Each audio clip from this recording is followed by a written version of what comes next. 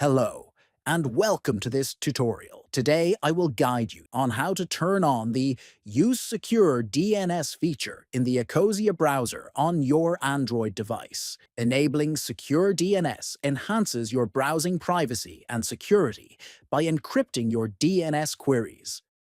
Open the Ecosia browser on your Android device. Tap the three dots icon in the top right corner of the screen. From the drop-down menu, tap on Settings. Next, scroll down and tap on Privacy. Find the option labeled Use Secure DNS and tap on it. Toggle the switch to turn on Use Secure DNS. Once enabled, your browser will use encrypted DNS, improving your online privacy.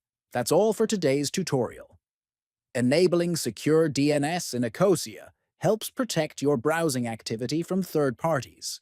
If you found this video helpful, please like, subscribe, and leave a comment with any questions you have. Thanks for watching.